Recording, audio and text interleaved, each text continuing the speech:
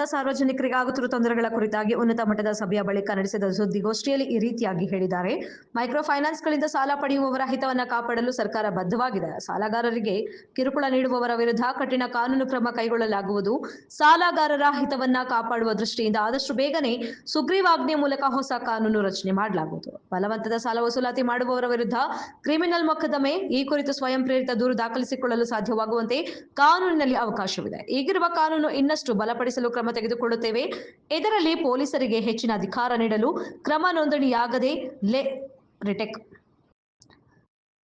ನೋಂದಣಿಯಾಗದ ಲೇವಾದೇವಿಗಾರರ ಮೇಲೆ ನಿಯಂತ್ರಣಕ್ಕೆ ಹೊಸ ಕಾಯ್ದೆಯನ್ನು ಅವಕಾಶ ಕಲ್ಪಿಸಲಾಗುವುದು. ಬೆದರಿಸಿ ಬಲವಂತದ ಸಾಲ ವಸೂಲಾತಿ ಒಪ್ಪಲು ಸಾಧ್ಯವಿಲ್ಲ. ಬಡ ಸಾಲಗಾರರ ಹಿತವನ್ನ ಕಾಪಾಡಲು ಸರ್ಕಾರ ಎಲ್ಲ ಕ್ರಮಗಳನ್ನು ಕೈಗೊಳ್ಳಲಿದೆ ಎಂದು ತಿಳಿಸಿದರು.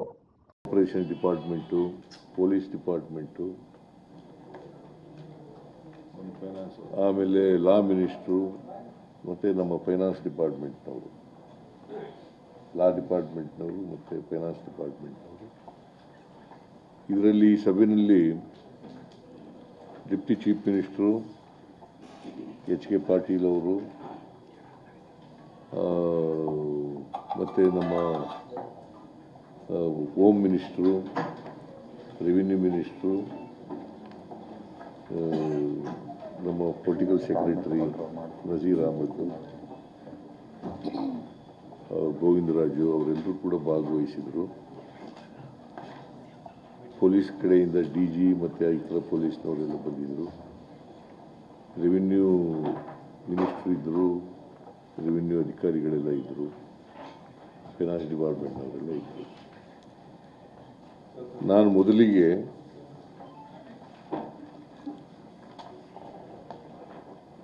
ಇವರು ಯಾರು ಮೈಕ್ರೋ ಫೈನಾನ್ಸ್ ನಡೆಸ್ತಾರೆ ಅವರ ಅಸೋಸಿಯೇಷನ್ ಇದೆಯಲ್ಲ, ಅಸೋಸಿಯೇಷನ್ನ ಅಧ್ಯಕ್ಷರು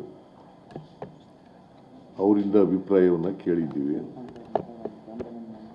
ಜೊತೆಗೆ reserve bank of India regional officer ಅವರ ಅಭಿಪ್ರಾಯ ಕೇಳಿದ್ದೀವಿ. ಇವರ ಅಭಿಪ್ರಾಯ ಕೇಳಿದ ಮೇಲೆ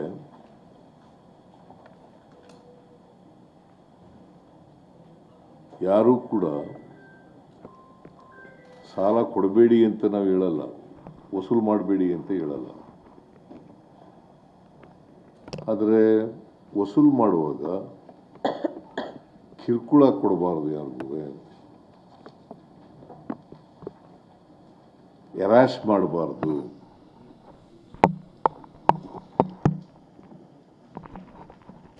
ವಸೂಲಿ ಕ್ರಮ ಮಾಡುವಾಗ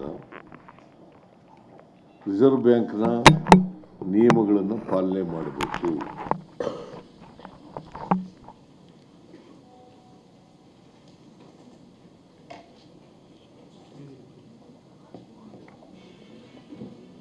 ಕಾನೂನು ಏನು ಹೇಳ್ತದೆ ಅದಕ್ಕಿಂತ ಹೆಚ್ಚಾಗಿ ಬಡ್ಡಿಯನ್ನು ವಸೂಲು ಮಾಡಬಾರ್ದು. ಆಮೇಲೆ 5 ಗಂಟೆ ನಂತರ ವಸೂಲಿಗೆ ಹೋಗಬಾರ್ದು. ಆಮೇಲೆ ಔಟ್ಸೋರ್ಸಿಂಗ್ ಮಾಡಿ ವಸೂಲು ಮಾಡ್ತಕ್ಕಂಥ ಕ್ರಮವನ್ನು ವಿರೋಧ ಮಾಡಿದ್ದೀವಿ. ಅದನ್ನು ಮಾಡಬಾರ್ದು. ಔಟ್ಸೋರ್ಸಿಂಗ್ ಏನು ಮಾಡ್ತಾರೆ, ಈಗ ಔಟ್ಸೋರ್ಸಿಂಗ್ ಕೊಟ್ಬಿಡೋದು ವಸೂಲಿಗೆ, ಗೂಂಡಾಗಳನ್ನು ಬಳಕೆ ಮಾಡೋದು, ರೌಡಿಗಳನ್ನು ಬಳಕೆ ಮಾಡೋದು, ಅದನ್ನು ಮಾಡಬಾರ್ದು.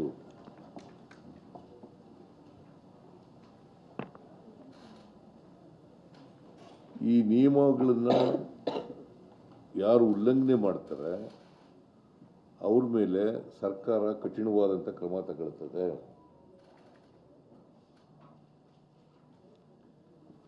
ಜೊತೆಗೆ ಇವತ್ತು ಮೈಕ್ರೋ ಫೈನಾನ್ಸಿಂಗ್ ಇನ್ಸ್ಟಿಟ್ಯೂಷನ್ಗಳಿರ್ಬೋದು, ಮನಿ ಲೆಂಡರ್ಸ್ ಆಕ್ಟ್ ಇರ್ಬೋದು, ಪಾನ್ ಬ್ರೋಕರ್ಸ್ ಆಕ್ಟ್ ಇರ್ಬೋದು,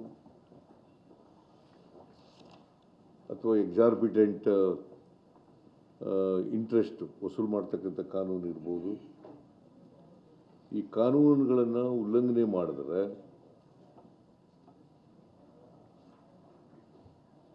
ನಾವು ಮುಲಾಜಿಲ್ದೇನೆ ಅವ್ರ ಮೇಲೆ ಕ್ರಮ ತಗೊಳ್ತೀವಿ.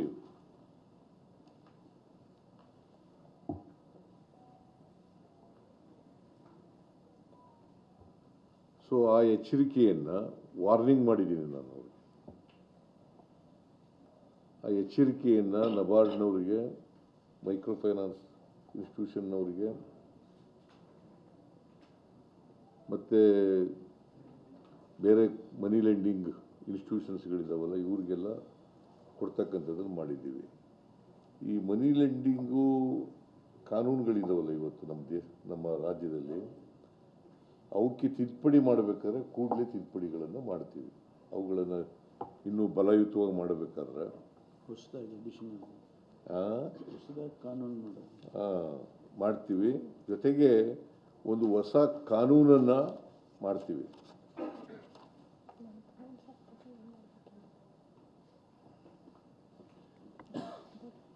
ಹೊಸ ಕಾನೂನನ್ನು ಮಾಡ್ತೀವಿ. Only with an interest to give protection to the interest of the borrowers, genuine ಬಾರೋಯರ್ಸ್.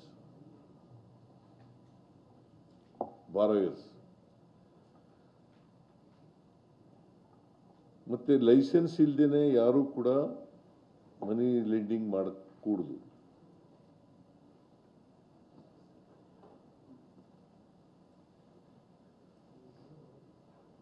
ಪ್ರತಿ ಜಿಲ್ಲೆನಲ್ಲೂ ಕೂಡ ಜಿಲ್ಲಾಧಿಕಾರಿ ಕಚೇರಿಗಳಲ್ಲಿ ಒಂದು ಸಹಾಯವಾಣಿಯನ್ನು ತೆರೀತಕ್ಕಂಥ ಕೆಲಸವನ್ನು ಮಾಡಬೇಕು ಅಂತ ಹೇಳಿದ್ದೀವಿ. ಅಲ್ಲಿ ದೂರುಗಳನ್ನು ಕೊಡಬಹುದು.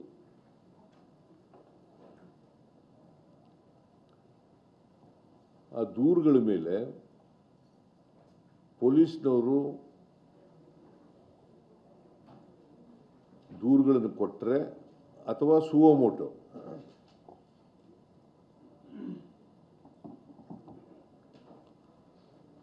if there are violations of the rules, regulations and law,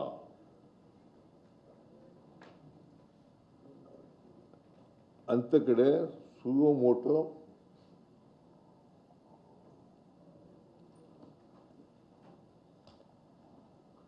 ಪೊಲೀಸ್ನವರು ಕ್ರಮ ತಗೊಳ್ತಕ್ಕಂಥ ಕೆಲಸವನ್ನು ಮಾಡ್ತಾರೆ. ಮತ್ತು ಯಾರೇ ಬಲಾತ್ಕಾರದಿಂದ ವಸೂಲು ಮಾಡ್ತಕ್ಕಂಥದ್ದು, ಗೂಂಡಗಳನ್ನು ಬಳಸಿ ಮಾಡ್ತಕ್ಕಂಥದ್ದು, ಎದುರಿಸಿ ಮಾಡ್ತಕ್ಕಂಥದ್ದು,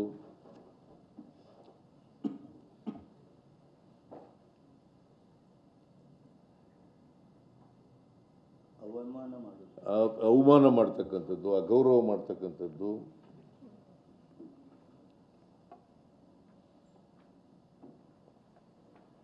ಅಂಥ ಕಡೆ ಪೊಲೀಸ್ನವರು ಅವರ ಫಿರ್ಯಾದುಗಳನ್ನು ರಿಜಿಸ್ಟರ್ ಮಾಡ್ಕೊಂಡು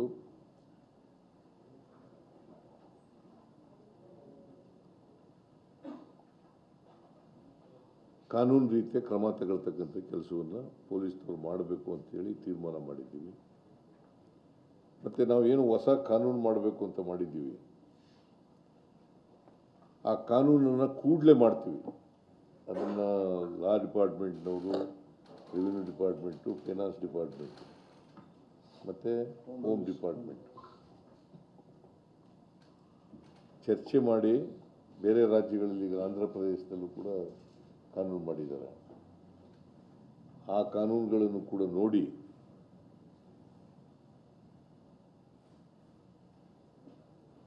ಕೂಡಲೇ ಆ ಕಾನೂನನ್ನು ಸುಗ್ರೀವಾಜ್ಞೆ ಮೂಲಕ ಮಾಡ್ತಕ್ಕಂಥದ್ದನ್ನು ಮಾಡ್ತೀವಿ.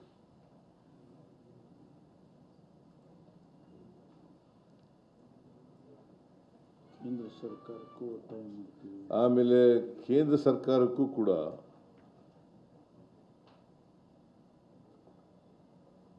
ಈ ಕಿರುಕುಳವನ್ನು ತಪ್ಪಿಸಲಿಕ್ಕೆ, ಹೆರಾಸ್ಮೆಂಟನ್ನು ತಪ್ಪಿಸಲಿಕ್ಕೆ ಬಾರೋಯರ್ಸು ಈಗ ಅನೇಕ ರೀತಿಯಲ್ಲಿ ಊರು ಬಿಟ್ಟು ಹೋಗೋದು, ಆತ್ಮಹತ್ಯೆ ಮಾಡ್ಕೊಳ್ತಕ್ಕಂಥದ್ದು, ಅಥವಾ ಬೇರೆ ಇನ್ಯಾವುದೇ ರೀತಿಯಲ್ಲಿ ಕಿರುಕುಳ ಅನುಭವಿಸ್ತಕ್ಕಂಥದ್ದು, ಇದಕ್ಕೆಲ್ಲ ತಡೆ ಮಾಡಲಿಕ್ಕೆ ಕೇಂದ್ರ ಸರ್ಕಾರನೂ ಕೂಡ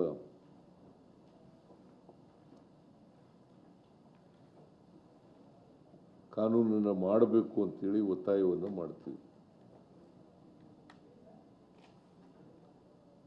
ಯಾಕಂತಂದರೆ ಇದು ರಿಸರ್ವ್ ಬ್ಯಾಂಕ್ನಲ್ಲೇ ಈ ಮೈಕ್ರೋ ಫೈನಾನ್ಸಸ್ಗಳೆಲ್ಲ ರಿಸರ್ವ್ ಬ್ಯಾಂಕ್ನ ಅಡಿನಲ್ಲಿ ಬರ್ತಕ್ಕಂಥದ್ದು. ಅವ್ರು ರೆಗ್ಯುಲೇಟ್ ಮಾಡ್ತಾರೆ.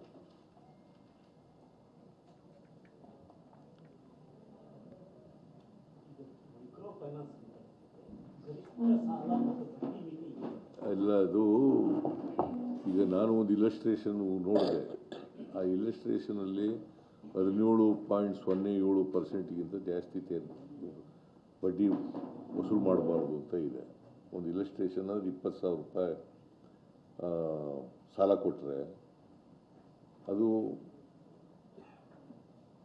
ಏನಾಗುತ್ತೆ, ಕೆಲವು ಎಕ್ಸಾರ್ಬಿಟೆಂಟಾಗಿ 21%, 24%, 29%, 28% ಈ ಥರ ಮಾಡ್ತಾ ಇದ್ದಾರೆ. ಅದರ ನಿಯಂತ್ರಣ ಇಲ್ಲ.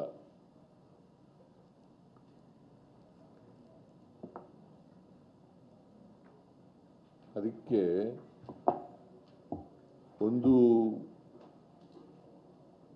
ಈ ಮೈಕ್ರೋ ಫೈನಾನ್ಸಸ್ಗಳು ಈಗ ರಿಸರ್ವ್ ಬ್ಯಾಂಕ್ನವರೇ ಅಲೋ ಮಾಡಿಬಿಟ್ಟಿದ್ದಾರೆ.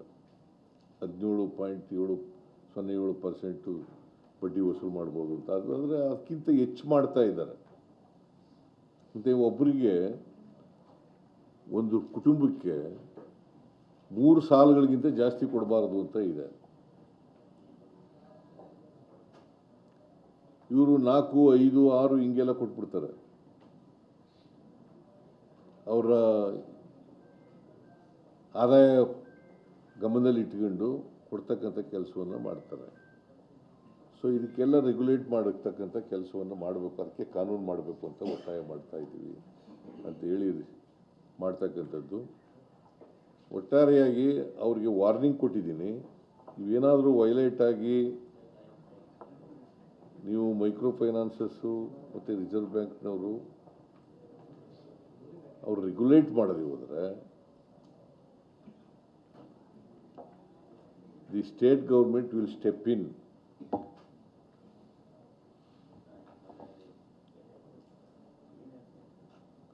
ಪೊಲೀಸ್ನವ್ರ ಮುಂದೆ ಈಗಲೂ ಇದೆ, ಪೊಲೀಸ್ನವ್ರ ಮುಂದೆ ಈಗಲೂ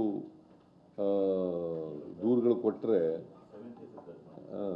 ಅವ್ರ ಮೇಲೆ ಕ್ರಮ ತಗೊಳ್ತಕ್ಕಂಥ ಅವಕಾಶ ಇದೆ. ಆದರೆ ಅದಕ್ಕೆ ಕಾನೂನು ಮಾಡ್ತಾ ಇದ್ದೀವಿ. ನಾವು ಒಂದು ಹೊಸ ಕಾನೂನನ್ನು ಮಾಡ್ತಾ ಇದ್ದೀವಿ. in order to protect the interest of the borrowers, either under the microfinance institutions or under any money lending institution. ಎಷ್ಟು ಕಂಪನಿಗಳು ಎಷ್ಟು ಸಾಲವನ್ನು ಎಷ್ಟು ಜನ ಕೊಟ್ಟಿರೋ ಮಾಹಿತಿ ಈಗ ಸುಮಾರು 39,000ಕ್ಕಿಂತ ಹೆಚ್ಚು ಔಟ್ಸ್ಟ್ಯಾಂಡಿಂಗ್ ಲೋನ್ ಇದೆ ಅಂತ ಎಲ್ಲ ಹೇಳ್ತಾ ಇದ್ದಾರೆ.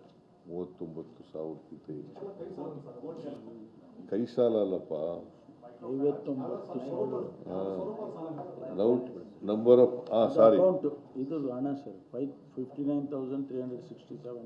ಇದು amount outstanding in crores 59,367.76, 76 lakh.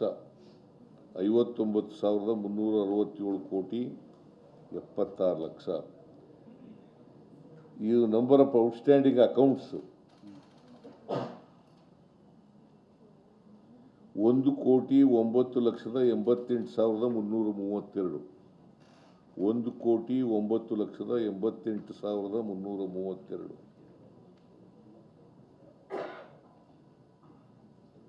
15% of the state.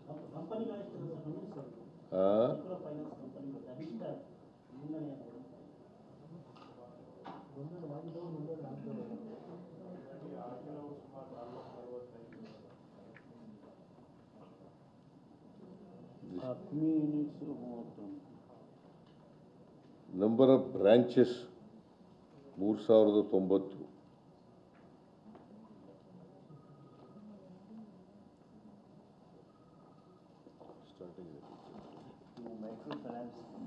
Micro finance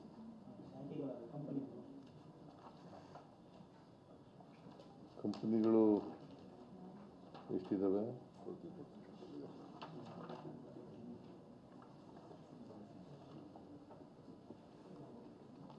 MFI 31 ಇದೆ.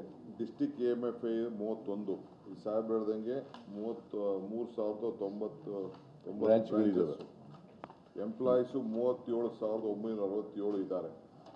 ಅಕೌಂಟು 1,09,00,000 88,335 ಔಟ್ಸ್ಟ್ಯಾಂಡಿಂಗ್ ಹೇಳಿದ್ದಾರೆ.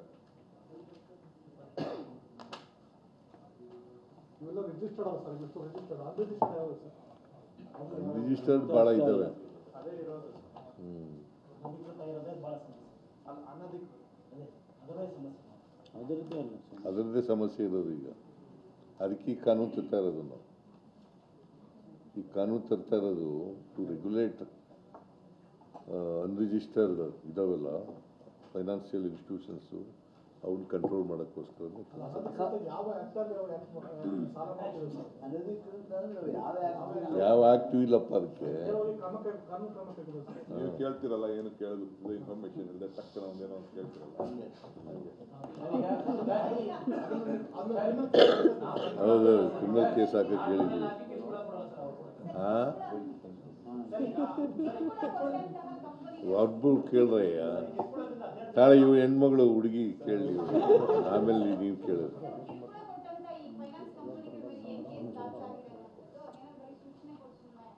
ಹಾಂ, ಹೌದಪ್ಪ. ಕಂಪ್ನಿ ದೂರು ಕೊಟ್ಟರೆ ಅವ್ರ ಮೇಲೆಲ್ಲ ಕ್ರಮ ತಗೋತೀವಿ. ಈಗ 7 ಕೇಸ್ ಆಗಿದೆ ಇಲ್ಲಿ. ಹೋಮ್ ಮಿನಿಸ್ಟ್ರು, DG, ಕಮಿಷನರ್ಗಳು ಎಲ್ಲ ಯಾಕೆ ಕುಣಿಸ್ಕೊಂಡಿದ್ದೀವಿ? ಸಾಯಂಕಾಲದಷ್ಟೊತ್ತಿಗೆ ತೆಗೆದು ಒಳಗೆ ಹಾಕಿ ಅಂತ ಹೇಳಿದ್ದೀವಿ. ಸರ್ ಇದುವರೆಗೆ ಒಟ್ಟು 4 ಜನ ಆತ್ಮಹತ್ಯೆ ಮಾಡ್ಕೊಂಡಿದ್ದೀವಿ. 4 ಜನ ಮಾಡಿ ಸತ್ತಿರೋದು 4 ಜನ. ಮತ್ತೆ ಬೇರೆ ಕೆಲವು ಮನೆ ಬಿಟ್ಟು ಹೋಗಿರೋ ಪ್ರಕರಣಗಳು ಅದೆಷ್ಟಾಗಿದೆ? ಕೆಲವು ನೋಟಿಸ್ ಕೊಟ್ಟಿದ್ದಾರೆ, ಕೆಲವು ಊರು ಬಿಟ್ಟಿದ್ದಾರೆ. ಅದಕ್ಕೆಪ್ಪ ಮೊದಲು ಈ ಔಟ್ಸೋರ್ಸಿಂಗ್ ಮಾಡ್ತಾ ಇದ್ದಾರಲ್ಲ, ರಿಕವರಿಗೆ ಔಟ್ಸೋರ್ಸಿಂಗ್ ಮಾಡಿ ರಿಕವರಿಗೆ ಕಳಿಸ್ತಾ ಇದ್ದಾರೆ. ಇದನ್ನು ಬ್ಯಾನ್ ಮಾಡ್ತಕ್ಕಂಥದ್ದು ಮಾಡ್ತಾರೆ. ಅದಕ್ಕೆ ಒಂದು ಕಾನೂನು ಮಾಡ್ತಾ ಇದ್ದೀವಿ. ಆ ಕಾನೂನು ಮಾಡಿ ಇಂಥವೆಲ್ಲನೂ ಕೂಡ ಯಾವ್ಯಾವ ಇಲ್ಲೀಗಲ್ ಆಗಿದ್ದಾವೆ, ಇಲ್ಲೀಗಲ್ ಆಗಿ ವಸೂಲಿ ಮಾಡ್ತಕ್ಕಂಥ ವಿಧಾನಗಳನ್ನು ಅನುಸರಿಸ್ತಾ ಇದ್ದಾರೆ, ಅವೆಲ್ಲನೂ ಕೂಡ ನಿಲ್ಲಿಸ್ತಕ್ಕಂಥ ಕೆಲಸ ಮಾಡಿ. ಈಗ ತಾವು ತರ್ತಾ ಇರೋ ಕಾನೂನಿನಲ್ಲಿ ಯಾವ ಅಂಶಗಳು ಕಿರುಕುಳ ಆಗೋದನ್ನು ತಪ್ಪಿಸ್ತವೆ ಅಂತ, ಆ ಥರ ಪರಿಣಾಮಕಾರಿ ನಿಯಮಗಳು ಯಾವ್ದಾದ್ರು ಇದೆ ಸರ್? ಈಗ ರಿಕವರಿ ಆಗಿ ಅವಮಾನ ಆಗಿ ಸೂಯಿಸೈಡ್ ಮಾಡ್ಕೊಳ್ತಕ್ಕಂಥದ್ದು, ಅವರಿಗೆ ಈಗ 5 ಗಂಟೆ ಮೇಲೆ ಹೋಗಿಲ್ಲ ಅಂತ ಇದ್ದಾರೆ. 5 ಗಂಟೆ ಮೇಲೂ ಹೋಗಿ ವಸೂಲು ಮಾಡಲಿಕ್ಕೆ ಹೋಗೋದು, ಆಮೇಲೆ ಸೀಜ್ ಮಾಡೋದು, ಬೀಗ ಹಾಕೋದು, ಇಂಥವೆಲ್ಲನೂ, ಆಮೇಲೆ ಊರು ಬಿಟ್ಟು ಹೋಗ್ತಕ್ಕಂಥದ್ದು, ಇಂಥವನ್ನೆಲ್ಲ ಈ ಬಲಾತ್ಕಾರ ಮಾಡೋದ್ರಿಂದ ತಾನೇ ಅವರೆಲ್ಲ ಹೋಗೋದು. ಇವನ್ನೆಲ್ಲ ನಿಲ್ಲಿಸಲಿಕ್ಕೆ ಇವೆಲ್ಲ ಕಾನೂನು ಮಾಡ್ತಾರೆ. ಈಗ ಎಲ್ಲ ಇಷ್ಟು ಇನ್ಸಿಡೆಂಟ್ ಆಗಿರೋಂಥ ಹಿನ್ನೆಲೆಯಲ್ಲಿ ಎಷ್ಟು ಕಂಪ್ನಿ ವಿರುದ್ಧ ಕೇಸ್ ದಾಖಲಾಗಿದೆ ಸರ್? ಏನು ಕ್ರಮ ಆಗಿದೆ? ಈಗಾಗಲೇ 7 ಕೇಸ್ಗಳು ಆಗಿದ್ದಾವೆ. ಇಲ್ಲಿವರೆಗೆ 7 ಕೇಸ್ ಆಗಿದ್ದಾವೆ ಸರ್. ಅವ್ರ ಮೇಲೆ ಏನು ಕ್ರಮ ಅವ್ರ ಮೇಲೆ ಆಗಿದೆ? ಕ್ರಮ ಆಗಿದೆ ಈಗ 7 ಕೇಸ್ ದೂರು ದಾಖಲಾಗಿದ್ದಾವಲ್ಲ ಸರ್, ಅವ್ರ ಮೇಲೆ ಏನು ಕ್ರಮ ಆಗಿದೆ ಅಂತ? ಅಂದರೆ ಪೊಲೀಸ್ಗೆ ಪವರ್ ಇಲ್ವಾ ಅಥವಾ ಯಾವ ರೀತಿ ಅಂತ? ಅದಕ್ಕೆ ಕಾನೂನು ಮಾಡ್ತಾ ಇರೋದಪ್ಪ. ಈ ಕಾನೂನು ಮಾಡಿ ಕಠಿಣವಾಗಿ ಸ್ಟಿಂಜೆಂಟ್ ಲಾ ಮಾಡ್ತಾ ಇದ್ದೀವಿ. ಅಂದರೆ ನಮ್ಮ ಶಿಕ್ಷೆ ಅನ್ನೋದಿರುತ್ತಾ ಅಥವಾ ಮಾನಿಟರಿ ಶಿಕ್ಷೆ ಮಾತ್ರ ಇರುತ್ತಾ ಸರ್? ಈ ಥರ ಯಾರಾದರೂ ಕಿರುಕುಳ ಕೊಟ್ಟವರಿಗೆ ಕಂಪ್ನಿ ಕ್ಲೋಸ್ ಮಾಡುವಂಥದ್ದು ಏನಾದರೂ ಆಗುತ್ತಾ? ಅದನ್ನ ಕಾನೂನಲ್ಲಿ ಯೋಚನೆ ಮಾಡಿ ಅಂದರೆ ನಮ್ಮ ಕಠಿಣ ಕ್ರಮ ಕೈಗೊಂಡ್ರೆ ಅಟ್ಲೀಸ್ಟ್ ಎದುರ್ತಾರೆ ಅನ್ನೋದು ಕೂಡ ಒಂದು ಅಭಿಲಾಷೆ ಸರ್. ಯಾಕಂದ್ರೆ ಈಗ ಎದುರಿಸಲಿಕ್ಕೆ ಮಾಡೋದು. ಈಗ ಆತ್ಮಹತ್ಯೆ ಮಾಡ್ಕೊಂಡು ಕೂಡ ಏನು ಸಾಲ ಕೊಡೋರಿಗೆ ಹರಾಸ್ಮೆಂಟ್ ಕ್ರಮಗಳನ್ನು ಉಪಯೋಗಿಸ್ಬಾರ್ದು ಅಲ್ವಾ? ವಸೂಲಿ ಮಾಡುವಾಗ ಅವರಿಗೆ ಕಿರುಕುಳ ಕೊಡ್ತಕ್ಕಂಥ ರೀತಿಯಲ್ಲಿ ಮಾಡಬಾರ್ದು. ಈಗ ದೊಡ್ಡ ದೊಡ್ಡ ಇಂಡಸ್ಟ್ರಿಯಲಿಸ್ಟ್ಗಳೆಲ್ಲ ಇರ್ತಾರೆ, ಬ್ಯಾಂಕ್ನಲ್ಲಿ ಸಾಲ ತಗೊಂಡಿರ್ತಾರೆ, ಅವ್ರಿಗೆಲ್ಲ ಎಂಥದ್ದು ಮನ್ನಾ ಮಾಡಿಬಿಡೋದು, ರೈಟ್ ಆಫ್ ಮಾಡಿಬಿಡ್ತಾರೆ. ಕಡಿಮೆ ರೇಟ್ ಆಫ್ ಇಂಟ್ರೆಸ್ಟು ಕೂಡ ಕಡಿಮೆ ಇರ್ತದೆ. 2%, 3%, 4% ಇರ್ತದೆ. ಸೊ ಇವ್ರಿಗೆ ಇರೋದಿಲ್ಲ. 20%, 24%, 25%, 29% ಹಿಂಗೆ ವಸೂಲು ಮಾಡ್ತಾ ಇರ್ತಾರೆ. ಆಮೇಲೆ ಅಸಲು ಇದ್ದ ಈಗ ಈ ದಾಮ್ದು ಪುಟ್ ಅಂತ ಒಂದು ಪ್ರಿನ್ಸಿಪಲ್ ಇದೆ, ದಾಮ್ದು ಪಟ್ ಅಂತ ಆ ಕಾನೂನು ಇದೆ. ಆ ಕಾನೂನು ಪ್ರಕಾರ ಅಸಲಿಗಿಂತ ಬಡ್ಡಿ ಜಾಸ್ತಿ ವಸೂಲು ಮಾಡಬಾರ್ದು ಅಂತ. ಅದು ಅಂದರೆ 4,000 2,000 ಅಸಲು ತಗೊಂಡಿದ್ರೆ ಬಡ್ಡಿ 2,000ಗಿಂತ ಜಾಸ್ತಿ ಆಗಬಾರ್ದು. ವಸೂಲಾತಿಯನ್ನು ಸ್ಥಗಿತ ಮಾಡಿ ಅಂತ ಆದೇಶ ಮಾಡ್ತಾರೆ ಸರ್. ವಸೂಲಾತಿಯನ್ನು ಸ್ಥಗಿತ ಮಾಡಿ ಅಂತ ಆದೇಶ ಮಾಡ್ತಾರೆ ಅಥವಾ ಹಂಗೆ ಮಾಡಕ್ ಬರಲ್ಲ. ಪತ್ರ ಬರೀತೀರಾ ಸರ್? ಕಿರುಕುಳ ಕೊಟ್ಟವರ ವಿರುದ್ಧ ಮೊದಲನೇ ಕ್ರಮನ ಅಥವಾ ಸಂಸ್ಥೆಯ ಮುಖ್ಯಸ್ಥರ ವಿರುದ್ಧನೂ ಕ್ರಮ ಆಗುತ್ತೆ? ಎಲ್ಲರ ಮೇಲೂ ಕ್ರಮ ತಗೊಳ್ತೀವಿ. ಎರಡೂ ಮಾಡ್ತೀವಿ. ಕಿರುಕುಳ ಕೊಟ್ಟವರು, ಕಿರುಕುಳ ಈಗ ನಿಮಗೆ ವೈಕೇರಿಯಸ್ ಲಿಯಬಿಲಿಟಿ ಗೊತ್ತಾ ನಿಮಗೆ? ಲಾ ಆಫ್ ಟಾರ್ಟ್ಸ್ನಲ್ಲಿ ವೈಕೇರಿಯಸ್ ಲಿಯಬಿಲಿಟಿ ಅಂತ ಇದೆ. ಈಗ ಡ್ರೈವರು ಆಕ್ಸಿಡೆಂಟ್ ಮಾಡಿದ್ರೆ ಆ ಕಾರ್ನ ಓನರ್ ಇದ್ದಾನಲ್ಲ, ಅವನು is also will be held responsible.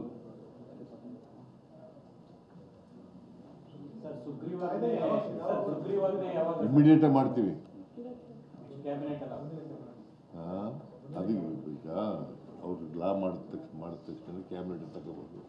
Cabinet ಮುಂದೆ ಮಂಡಿಸಿ ಆಮೇಲೆ ಸುಗ್ರೀವಾಜ್ಞೆ ಮಾಡ್ತಾರೆ.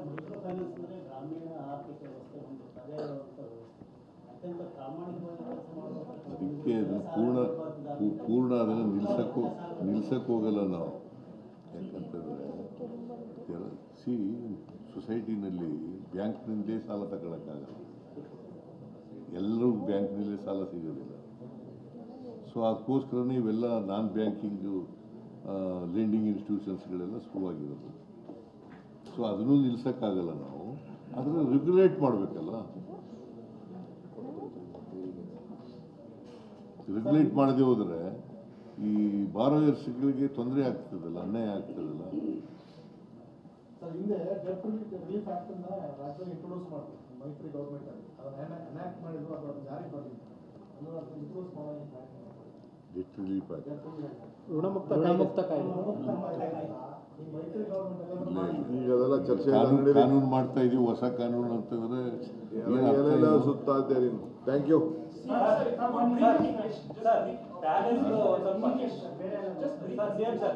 ಪ್ಯಾಲೇಸ್ ಟು TDR ಮತ್ತೆ ಅವರು ಪ್ರೆಸ್ ಮೀಟ್ ಎಲ್ಲ ಮಾಡಿ ರಾಣಿಯವರು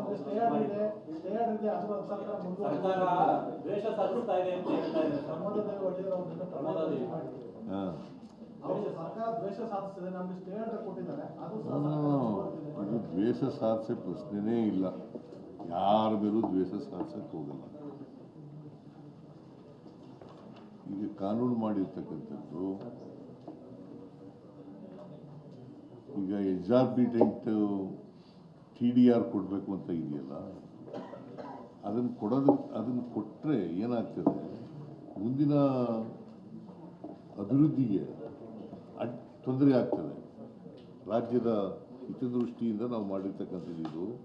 ಯಾರ ಮೇಲೂ ದ್ವೇಷದಿಂದ ಮಾಡಿರ್ತಕ್ಕಂಥ ಕಾನೂನಲ್ಲ.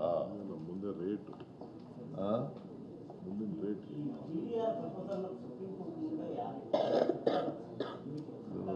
ಸುಪ್ರೀಂ ಕೋರ್ಟ್ ಏನಾರ ಮಾಡಲಿರಿ. ಈಗ 15 ಎಕರೆ 37 ಗುಂಟೆಗೆ 3,014 ಕೋಟಿ ಅಂತಂದ್ರೆ ಎಷ್ಟಾಯಿತು? ಒಂದು ಎಕರೆಗೆ 200 ಚಿಲ್ಲರೆ ಕೋಟಿ ಆಯಿತು. ಒಂದು ಎಕರೆಗೆ 200 ಚಿಲ್ಲರೆ ಕೋಟಿ ಬೆಂಗಳೂರಲ್ಲಿ ಎಲ್ಲರೂ ಇದೆಯಾ? ಮತ್ತು ಇದು ಕೊಟ್ಟರೆ ಏನಾಗುತ್ತೆ? ಸರ್ಕಾರಕ್ಕೆ ಪರಿಣಾಮ ಏನಾಗುತ್ತೆ? ಒಂದು, ಜನರ ಮೇಲೆ ಏನು ಪರಿಣಾಮ ಬೀರ್ತದೆ? ಎರಡನೇದು, ಅಭಿವೃದ್ಧಿ ಮೇಲೆ ಏನು ಪರಿಣಾಮ ಬೀರ್ತದೆ? ಸೊ ಅದಕ್ಕೋಸ್ಕರ ಮಾಡ್ತಾ ಇದ್ದೀವಿ ಹೊರತು ದ್ವೇಷದಿಂದ ಅಲ್ಲ. ಯಾರ ಮೇಲೂ ದ್ವೇಷ ಇಲ್ಲ.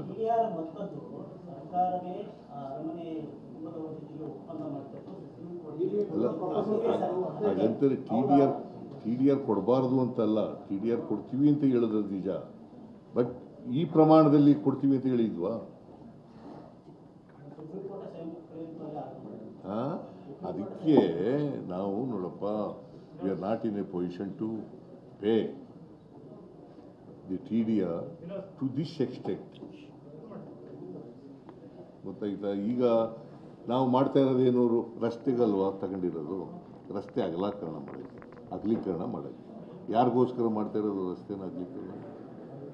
ಜನರಿಗೋಸ್ಕರ ಅಲ್ವಾ?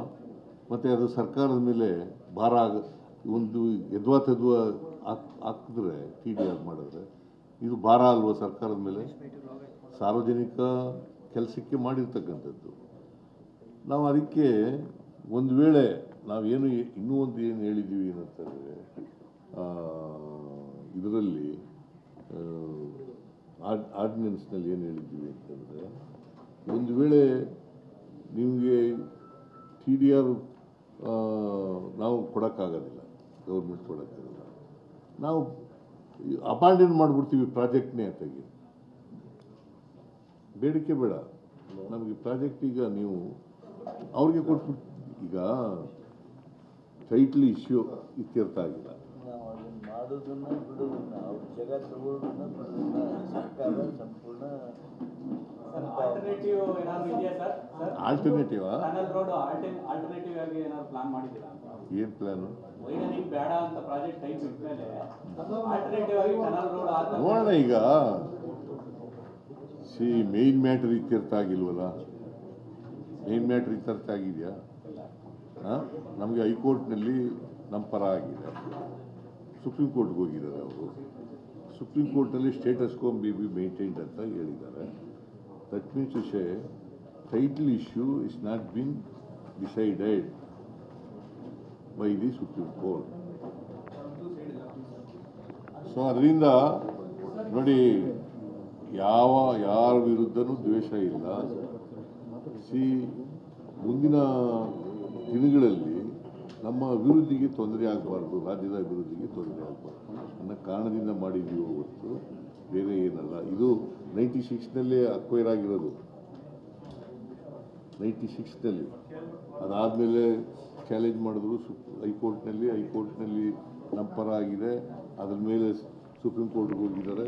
ಸುಪ್ರೀಂ ಕೋರ್ಟ್ನಲ್ಲಿ ಸ್ಟೇಟಸ್ ಕೋ ಮೇಂಟೈನ್ ಮಾಡಬೇಕು ಅಂತ ಹೇಳಿದ್ದಾರೆ. ಅದು ಬಿಟ್ಟರೆ ಬೇರೆ ಯಾರ ಮೇಲೂ ದ್ವೇಷ ಇಲ್ಲ.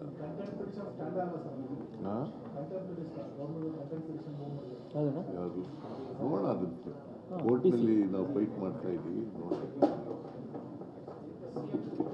Okay, thank you.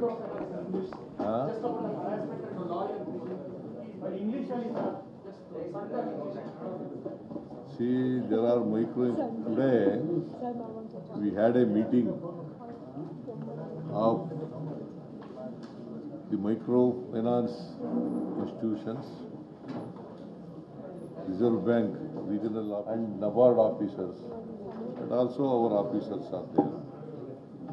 Myself, D.K. Shivkumar, Deputy Chief Minister, Mr. H.K. Patil, Law Minister, Mr. Parmeshwar, Home Minister, Mr. Krishna Bairegoda, in charge of Revenue Minister, and all the concerned officers were present. We have warned the Microfinance Institutions Association and its office bearers that if you violate the rules and regulations of the RBI, the government of Karnataka will not keep quiet. Will take stringent actions against the violators. The recovery proceedings should be in accordance with the provisions of the RBI guidelines.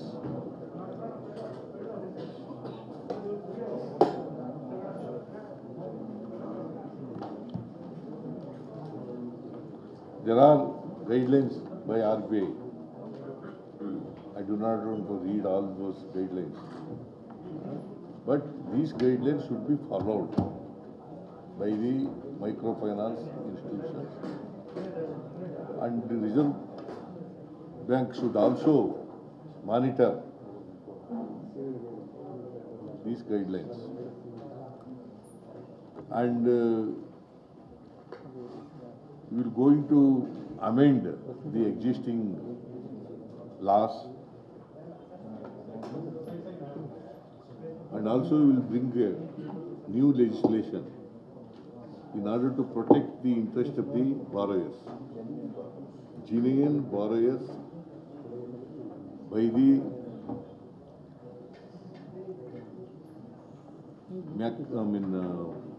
microfinance institutions and other private money lenders. Thank you. ತಗೊಳಪ್ಪ ನೀನು ತಿನ್ನು ತಿನ್ನಯ್ಯ.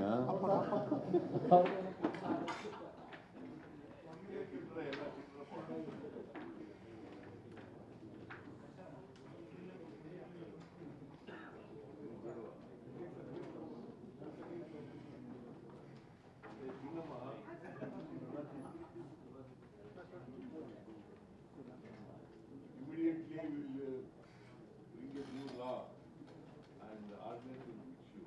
Please make it.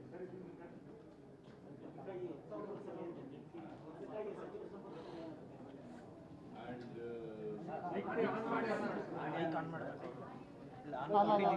the districts.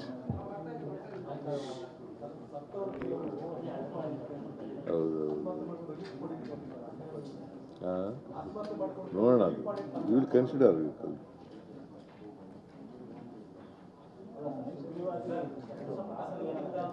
In all the district headquarters, we are going to open a helpline,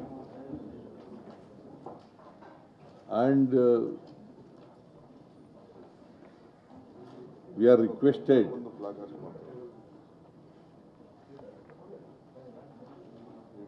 those who are suffered by the microfinance institutions, immediately they should lodge a complaint before the police.